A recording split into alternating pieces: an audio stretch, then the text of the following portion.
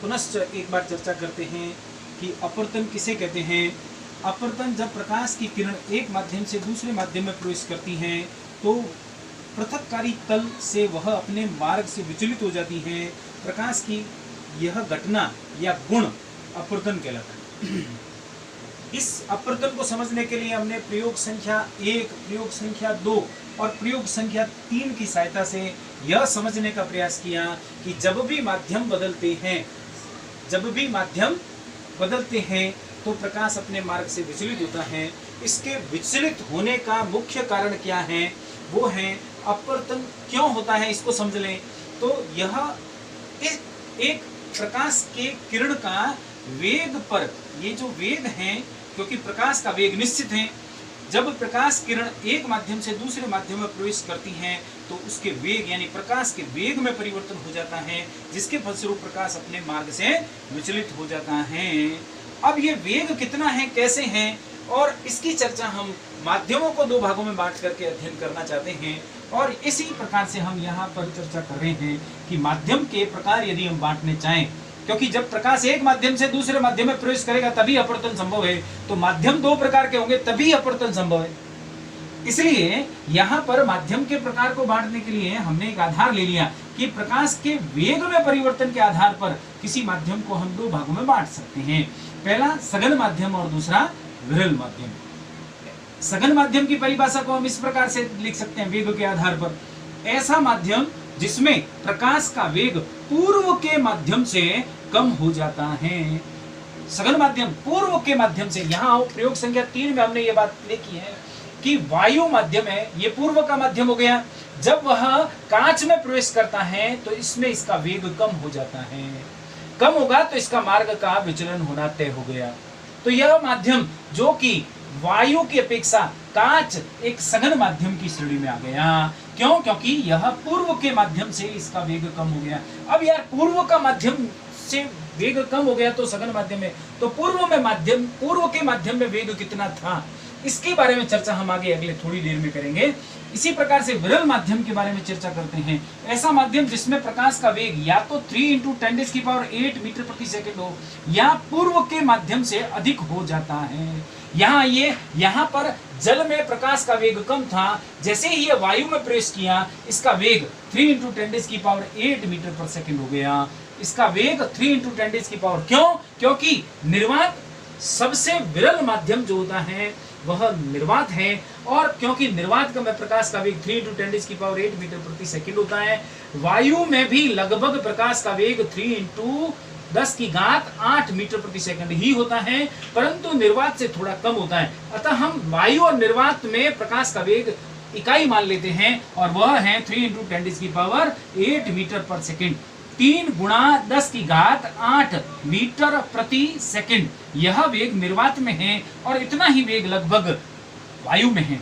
अतः यह प्रकाश का वेग जब जल से यह वायु में गया तो इसका वेग 3 × 10⁸ मीटर प्रति सेकंड के बराबर हो गया। इसलिए यहाँ पर विचलन होना तय है, क्योंकि पहले जल में प्रकाश का वेग कम था क्योंकि यह सघन माध्यम है, और यह बाहर गया तो विचलन होना तय है।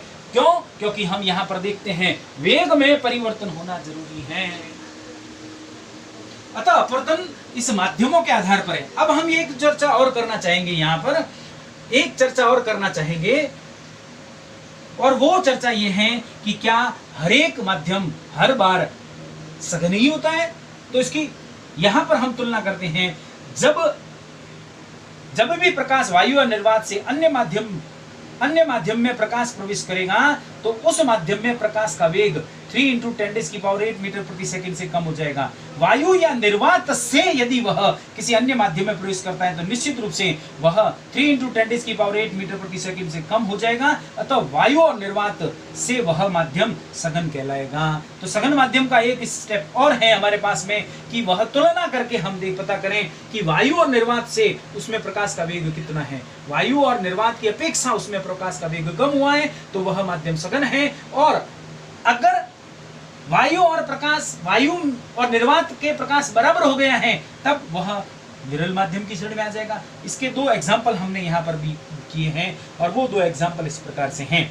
जब प्रकाश वायु से कांच में प्रवेश करता है, ये वाला प्रयोग संख्या 3, वायु से कांच में प्रवेश करता है, तो वायु से कांच में प्रवेश करता है तो वेग कम हो जाता है। किससे वेग कम हो जाता है? क्योंकि वायु में प्रकाश का वेग लगभग 3 × 10⁸ मीटर प्रति सेकंड से हो जाएगा, कम हो जाएगा। क्यों?